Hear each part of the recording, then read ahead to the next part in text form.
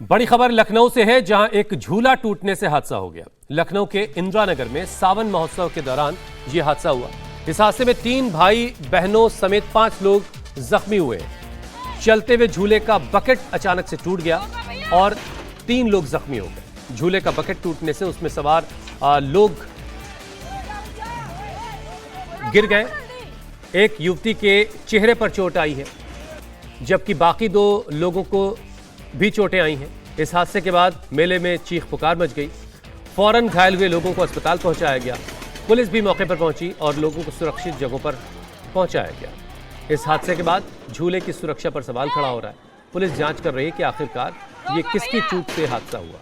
घायल नैन्सी और सूर्या के मुताबिक हादसे के तुरंत बाद झूले के ऑपरेटर ने से मशीन रोकने के लिए कहा गया। चीख पुकार मची, लेकिन उसने लापरवाही दिखाते हुए झूला तुरंत बंद नहीं किया। भारी हंगामे और लोगों के चीख पुकार के बाद ही झूला रुका। परिवार का आरोप है कि हादसे के बाद मेले के संचालक को मौके से पकड़ा गया, लेकिन वो चकमा देकर फरार हो गया। 3 घायलों को अस्पताल से छुट्टी दे दी गई है, जबकि 2 लड़कियों को ज्यादा चोटें आई हैं। उनका इलाज अभी भी अस्पताल में चल रहा है।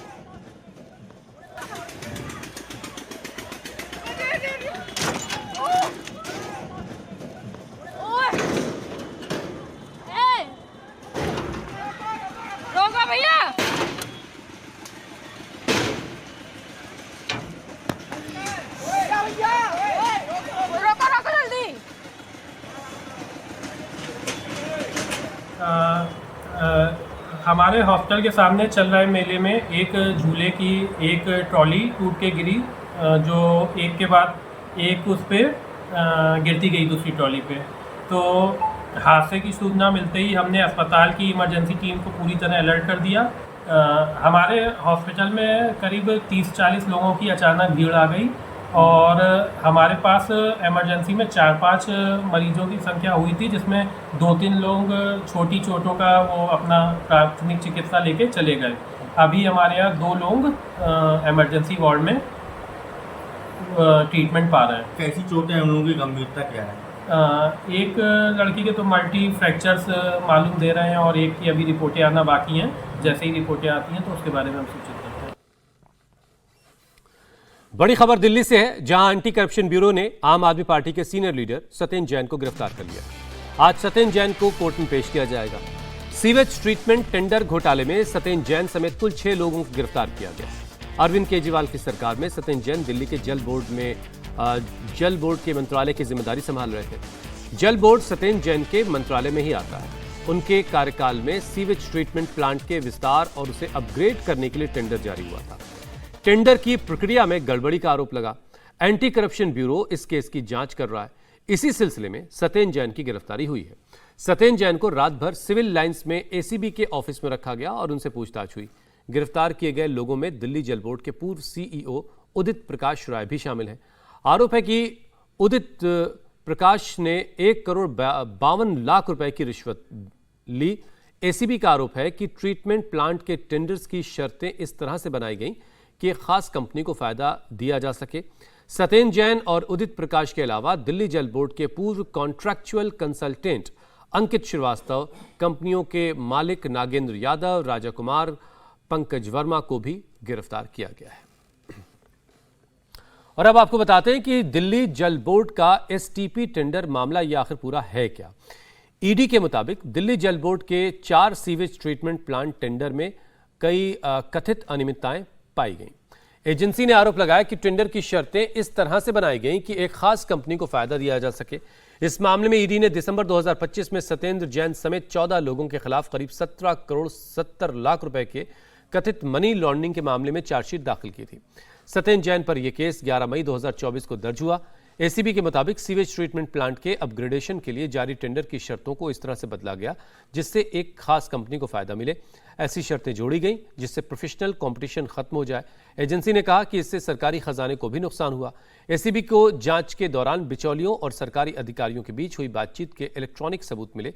ईमेल जांच में पता चला कि टेंडर के दस्तावेज कंपनियों से पहले ही शेयर हुए थे। सत्येंद्र जैन की गिरफ्तारी से दिल्ली में सियासी संग्राम शुरू हो गया है। सत्येंद्र जैन की गिरफ्तारी से भड़के अरविंद केजरीवाल ने एक सोशल मीडिया पोस्ट पर लिखा, पिछला केस फर्जी था, ये केस भी फर्जी साबित होगा। बीजेपी पर तानाशाही का आरोप लगाते हुए केजरीवाल ने लिखा है, जिसे मन करता है झूठे आरोप लगाकर जेल में डाल देते हैं। इनका झूठ एक बार फिर देश के सामने आएगा। बीजेपी के पाप का घड़ा अब भर चुका है। केजरीवाल को दिल्ली बीजेपी और उनके मंत्रियों ने जवाब दिया। सत्येंद्र जैन की गिरफ्तारी पर दिल्ली सरकार के मंत्री प्रवेश वर्मा ने एक पोस्ट करके लिखा कि सत्ता जवाबदेही में देरी तो कर सकती है, लेकिन उसे खत्म नहीं कर सकती। दिल्ली डीजेबी की एसटीपी टेंडर प्रक्रिया में जो गड़बड़ियां हुई, उसकी वजह से अब पूर्व मंत्री सत्येंद्र जैन की गिरफ्तारी हुई। कुर्सी बदल सकती है, लेकिन फाइलें तो वही रहती हैं। दिल्ली बीजेपी के अध्यक्ष हर्ष मल्होत्रा ने लिखा, जो काले कर्म करेगा उसका भुगतान उसको भुगतना पड़ेगा।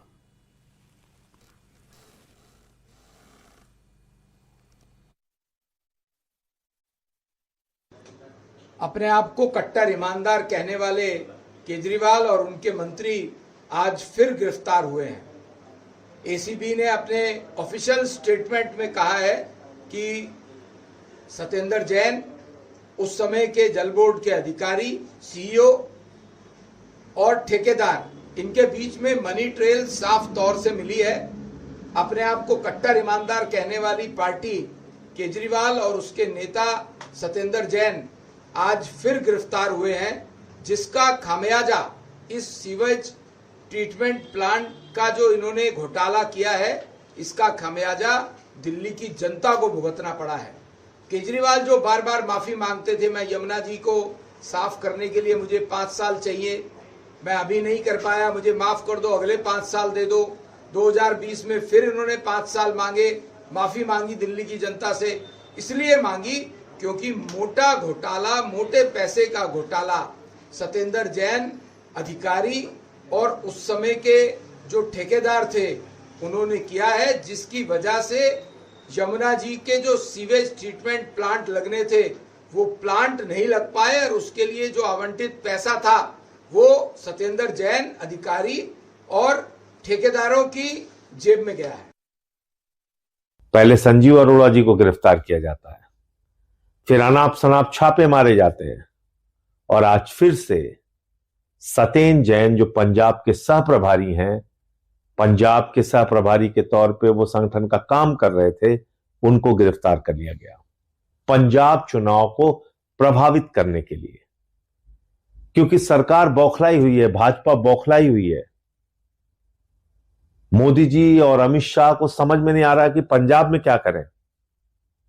उन्होंने हाथ पैर मार के देख लिया, लेकिन उनको कुछ समझ में नहीं आ रहा कि पंजाब में करें तो क्या करें।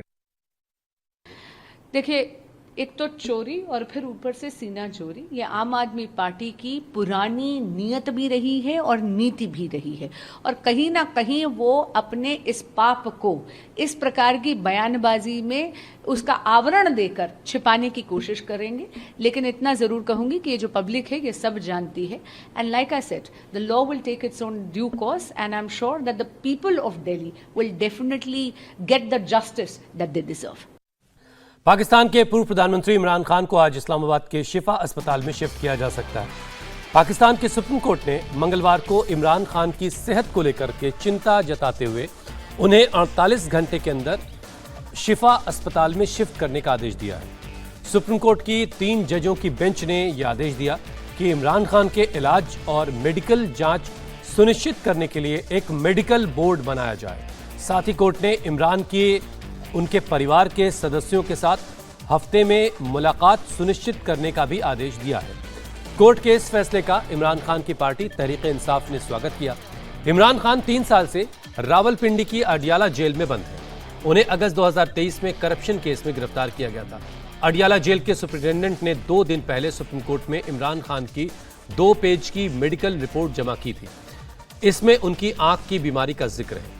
इस रिपोर्ट के मुताबिक इमरान की आंख का इलाज चल रहा है, उन्हें इसका फायदा भी हुआ है, उनका विजन अब नॉर्मल हो रहा है। इस रिपोर्ट में बताया गया कि 4 नवंबर 2023 से 10 अगस्त 2026 के बीच इमरान खान की 39 मेडिकल टेस्ट करवाए गए। हालांकि इमरान की ताज़ा मेडिकल रिपोर्ट सार्वजनिक नहीं की गई।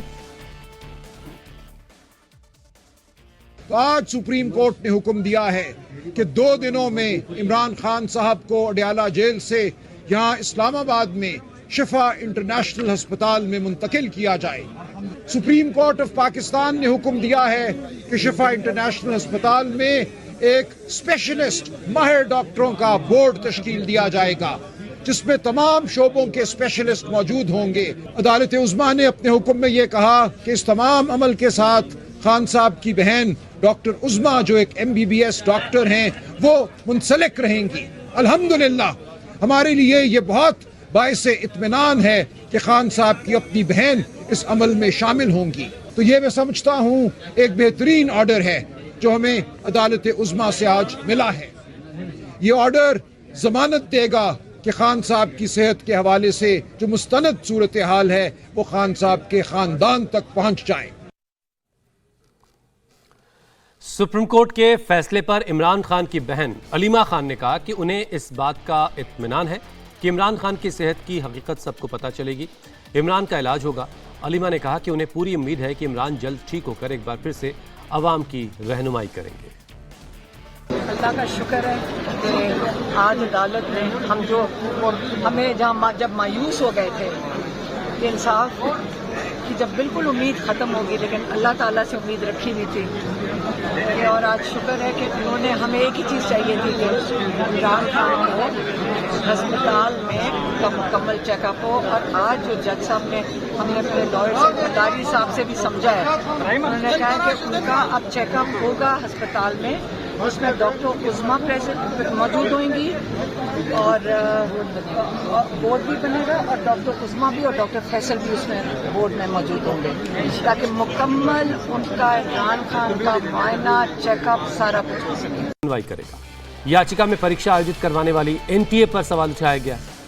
याचिकाकर्ता ने परीक्षा के लिए एक सुरक्षित सिस्टम बनाने की मांग की। इस बीच NTA को लेकर हुई बैठक में शिक्षा मंत्री प्रहलाद जोशी ने निर्देश दिया कि परीक्षाओं के सुचारू संचालन के लिए सुरक्षा और बुनियादी ढांचागत जो सुविधाएं हैं उनको चुस्त दुरुस्त किया जाए। इस बैठक के बाद NTA के महानिदेशक ने जानकारी दी कि 600 एक्सपर्ट्स को हटाकर नए एक्सपर्ट्स को शामिल किया गया है। साथ ही एजेंसी में आगे भी कई बड़े बदलाव और सुधार किए जाएंगे।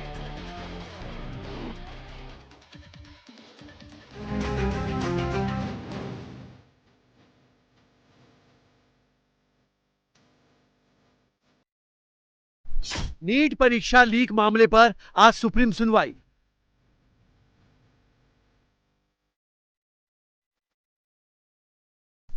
NTA के एग्जाम सिस्टम में बड़े बदलाव का ऐलान।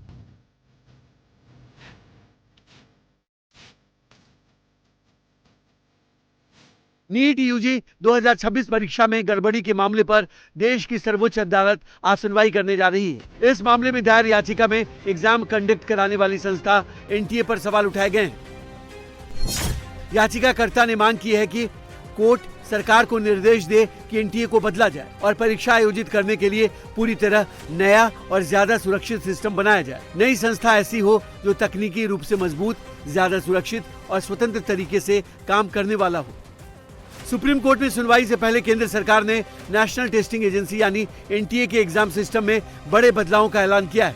शिक्षा मंत्रालय ने कहा कि सिस्टम को अधिक सुरक्षित और जवाबदेह बनाने के लिए प्रश्न पत्रों की 4 स्तरीय जांच व्यवस्था लागू की जाएगी। साथ ही परीक्षा से जुड़े गोपनीय कामकाज की निगरानी और सुरक्षा प्रोटोकॉल को भी सख्त किया जाएगा। मंत्रालय के मुताबिक NTA की परीक्षा टीम में भी बड़ा बदलाव करते हुए करीब 600 विशेषज्ञों को हटाकर उनकी जगह नए विशेषज्ञों को शामिल किया गया है। साइबर सुरक्षा के साथ प्रश्न पत्र तैयार करने में निजी क्षेत्र के विशेषज्ञों को भी जोड़ा जा रहा है। इसके अलावा NTA को मजबूत करने के लिए 20 से 25 अधिकारियों को इसमें शामिल किया जाएगा। साथ ही NTA के ऑफिस को नए कैंपस में शिफ्ट किया जाएगा और कैंपस की सुरक्षा में CISF को लगाया जाएगा। केंद्र सरकार इस मामले में सुप्रीम कोर्ट में पहले ही हलफनामा दाखिल कर चुकी है, जिसमें उसने बताया कि एग्जाम सिस्टम को सुरक्षित बनाने के लिए कई बड़े कदम उठाए गए हैं। सरकार ने कोर्ट को बताया कि 2026 के नए कानून के तहत परीक्षा में पेपर लीक या नकल जैसे अपराधों पर 10 साल तक की जेल और 5 करोड़ रुपए तक का जुर्माना लगाया जा सकता है। सिस्टम में सुधार के लिए इन्फोसिस के सह संस्थापक नंदन नीलेकणी की अध्यक्षता में एक टास्क फोर्स बनाई गई है। ये टास्क फोर्स 3 महीने में अपनी रिपोर्ट सौंपेगी, जिसमें मौजूदा सिस्टम में सुधार के सुझाव होंगे। रिपोर्ट के आधार पर ही आगे के बड़े बदलाव किए जाएंगे। केंद्र ने कोर्ट को यह भी बताया कि नीट यूजी टेस्ट को भविष्य में कंप्यूटर आधारित परीक्षा यानी सीबीटी में बदलने पर विचार चल रहा है। हालांकि इस पर अंतिम फैसला समिति की रिपोर्ट आने के बाद ही लिया जाएगा। अब इस मामले में आज सुप्रीम कोर्ट पर नजर रहेगी कि वो इसमें क्या कहता है। और अब खबर मध्य प्रदेश से है, जहां 2 शहरों में स्कूली बच्चे अलग अलग मांगों को लेकर सड़कों पर उतरे। पहला मामला राजधानी भोपाल का, जहां रीजनल स्कूल डीएमएस के करीब 300 से 400 बच्चों ने स्कूल को केंद्रीय विद्यालय संगठन में मिलाने के प्रस्ताव के खिलाफ प्रदर्शन किया। हाथों में पोस्टर लेकर स्कूली छात्र रीजनल कॉलेज के प्रिंसिपल के पास पहुंचे, उन्हें ज्ञापन दिया।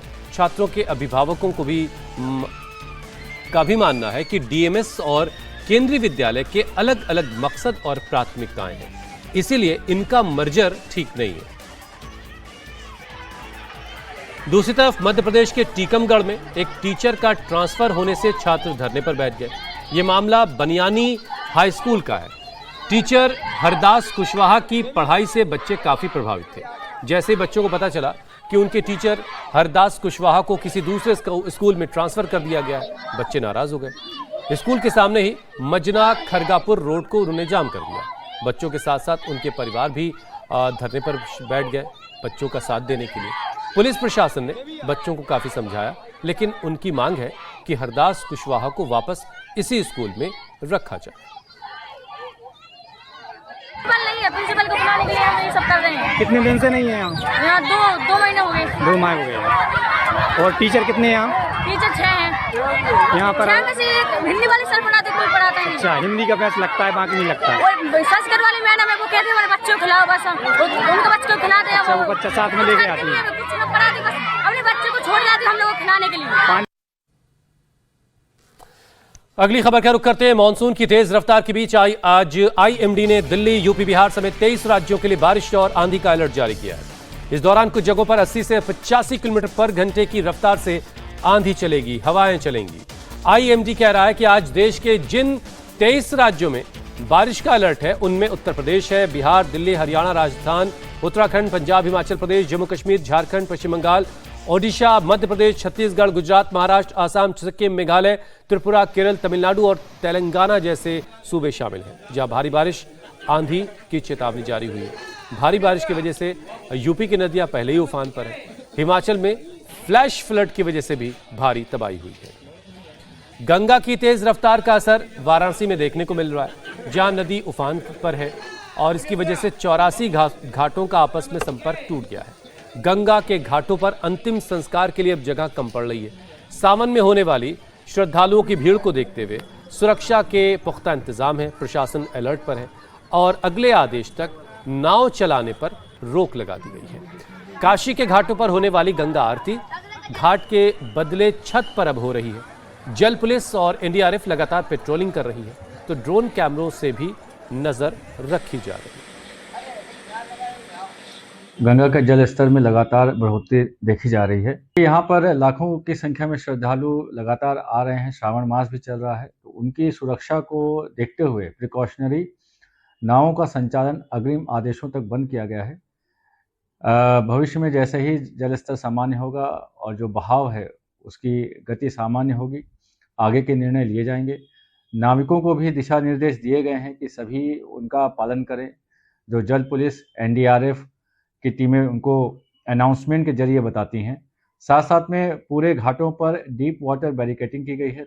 लगातार अनाउंसमेंट किया जा रहा है कि श्रद्धालु जल स्तर को देखते हुए आगे गहरे पानी में ना जाएं।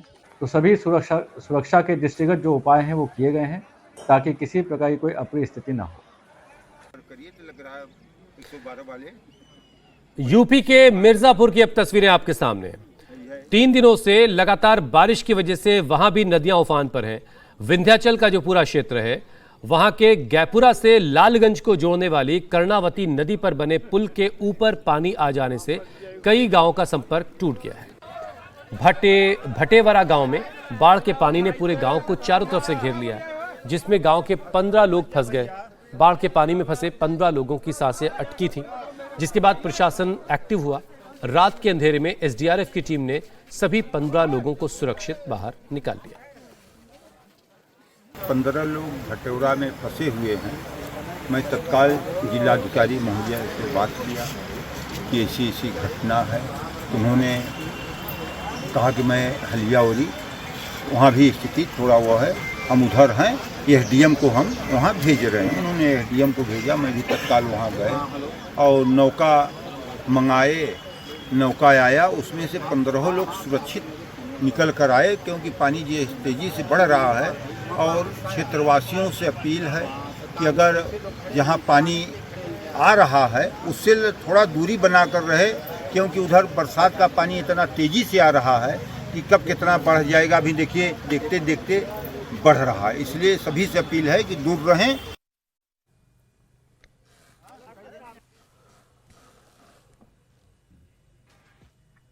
इधर लाहौल स्पीति के म्यार घाटी में फ्लैश फ्लड से भारी तबाही हुई। पहाड़ों पर हुई बारिश के बाद फ्लैश फ्लड से करपट नाले में अचानक भयंकर बाढ़ आ गई। इसके बाद करपट और चोखांग रोड ब्लॉक हो गई।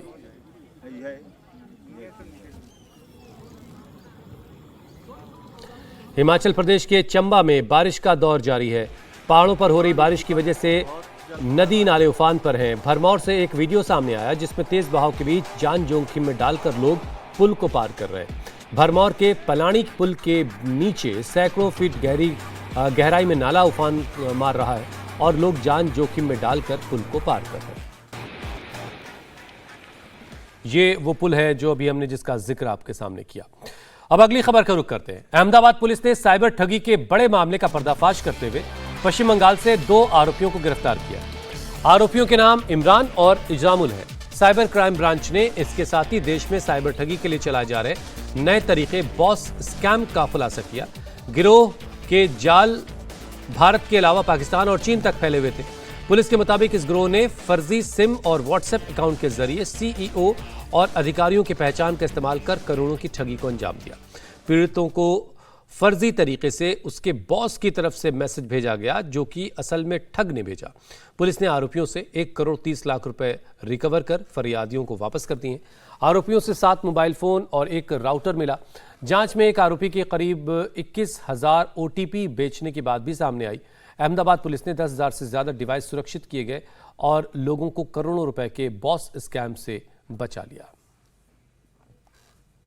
हम लोगों ने वेस्ट बंगाल से 2 एक्यूज को अरेस्ट किया है और बेसिकली यहाँ पे जून के महीने में अहमदाबाद साइबर क्राइम में एक FIR दर्ज की गई थी जिसमें 1.5 करोड़ रुपया अपने बॉस के नाम पे निकाला गया था। पैसा लेके चीटर्स ने वहाँ से साइफनिंग किया था। इमीडिएटली साइबर क्राइम की टीम ने कार्रवाई की और लगभग 1 करोड़ 30 लाख रुपये हम लोगों ने रिकवर करके फरियादी को वापस भी दे दिया। और उसी के अनुसंधान में बहुत दिनों से हम लोग ये पूरा डिकोड करने की कोशिश कर रहे थे। इस बीच में और भी 3-4 FIR दर्ज हुई हैं। हाँ, इसके बीच में और भी बॉस स्कैम का आती गई और हमारी टीमें जो काम करती गई तो उसमें हम लोगों को सक्सेस मिला। और वेस्ट बंगाल से, साउथ 24 परगना से और कलकत्ता से 2 आरोपी जो हम लोगों ने पकड़े, इमरान और इंजामुल को जो है, तो उसके बाद ये पूरी जो प्रोसेस हम लोगों ने पूरा इन्वेस्टिगेशन किया तो उसमें देखा कि ये लोग 4,500 सिम कार्ड अभी तक ये लोग यूज़ कर चुके हैं। ये लोग वहाँ से प्रिक्योर करते हैं, इलीगली प्रिक्योर। हाँ, मतलब इन्होंने अलग अलग आइडेंटिटी के नाम पे अलग अलग ढंग से कुछ सर्विस प्रोवाइडर का थोड़ा सा उनके साथ कनाइवेंस में 4,500 सिम कार्ड लेके ये प्रोवाइड करते थे as a service. Cyber crime के सर्विस प्रोवाइडर की तरीके ये थे कि अपने इन सिम कार्डों के माध्यम से जो ऑनलाइन जो फ्रॉड्स होते थे जिसमें OTPs की जरूरत पड़ती थी वो इनके मोबाइल पे OTPs आते थे। यूपी के सीएम योगी आदित्यनाथ आज दिल्ली में आयोजित होने जा रहे इंडिया जापान बिजनेस कॉन्क्लेव में शामिल होंगे। ये कॉन्क्लेव दिल्ली के ताज होटल में होगा। इस सम्मेलन के दौरान CEO राउंड टेबल में जापानी दिग्गजों के साथ निवेश की संभावनाओं पर मंथन होना है। CEO राउंड टेबल में सीएम योगी आदित्यनाथ के सामने निवेश, ग्रीन हाइड्रोजन, सेमीकंडक्टर और मैन्युफैक्चरिंग पर बातचीत होगी। इस दौरान एस्कॉर्ट्स, कुबोटा और मिंडा की 3,191 करोड़ की परियोजनाओं की वर्चुअल ग्राउंड ब्रेकिंग होगी। साथ ही जीडा में 500 एकड़ की जापानी सिटी पर भी बात होगी। जापानी डेलीगेशन को यूपी में निवेश के अवसरों और अलग अलग क्षेत्रों में यूपी सरकार की नीतियों से के बारे में बताया जाएगा। यूपी में इन्वेस्टमेंट के अलग अलग सेक्टर में जो जापान का ये प्रतिनिधि मंडल है, यामानाशी के माननीय गवर्नर के नेतृत्व में आया है, बहुत उत्साही है और कुछ ठोस इन्वेस्टमेंट करने का इच्छुक है और मेरा मानना है कि हम उसे ज़मीनी धरातल पर उतारने में सफल होंगे। कुछ आइडिया दे सके सर, कितने की उम्मीद है इन्वेस्टमेंट की? देखिए, जापान के दौरे के दौरान 1.5 लाख करोड़ से ऊपर के सहमति पत्रों को वहाँ के इन्वेस्टर ने हमें सौंपा था, जिसमें से लगभग 1 लाख करोड़ के आसपास का हमारे साथ MOU हुआ था। मेरा मानना है अब समय आ गया है, जब कल हम जो इनॉग्रेशन सेशन होगा हमारा, उस समय भी और इसके बाद अन्य कार्यक्रमों में, अलग अलग सेशन में भी इन सबको ग्राउंड ब्रेकिंग भी करेंगे। अब ये केवल बातचीत नहीं होगी, ग्राउंड ब्रेकिंग का भी होगा। कल इनॉग्रेशन सेशन में ही 2000 करोड़ का एक इन्वेस्टमेंट का प्रस्ताव ऑटोमोबाइल का ये कल यहाँ पे होने जा रहा है, ग्राउंड ब्रेकिंग भी होगा और इसको हम आगे बढ़ाने का कार्य ऑटोमोबाइल के सेक्टर में, रोबोटिक के सेक्टर में, हाइड्रोजन एनर्जी के क्षेत्र में, अन्य तमाम उसमें मैन्युफैक्चरिंग के लिए जो संभावनाएं हैं यूपी के अंदर, उन सभी में ये कार्यक्रम तेजी के साथ आगे बढ़े। लखनऊ में पुलिस और नगर निगम की टीम पर हमला करने वालों के खिलाफ कड़ा एक्शन जारी है। लखनऊ के पारा में अवैध डेयरी के खिलाफ कार्रवाई करने पहुंची नगर निगम और पुलिस की ज्वाइंट टीम पर पथराव और हमला करने के मामले में पुलिस ने 5 और आरोपियों को गिरफ्तार किया है। इस मामले में नामजद और अज्ञात समेत कुल 24 आरोपियों के खिलाफ FIR हुई है। पुलिस बाकी आरोपियों की तलाश के लिए लगातार दबिश दे रही है। आरोपियों पर एक्शन के लिए आसपास लगे CCTV कैमरों की फुटेज खंगाली जा रही है। रिहायशी इलाकों से डेयरी को हटाने के लिए, जो कि सरकारी ज़मीनों पे, रोड पे, अन्य जगहों पे संचालित हो रहे थे, इनके लिए संयुक्त टीम पहुंची थी नगर निगम की और पुलिस की। तो वहां इस अवैध धंधे में लिप्त लोगों द्वारा न सिर्फ पथराव किया गया, बल्कि दुर्व्यवहार किया गया नगर निगम के कर्मचारियों के साथ, और पुलिस के एक उप निरीक्षक जो उस समय लीड कर रहे थे, उनके सिर में चेन से वार किया गया।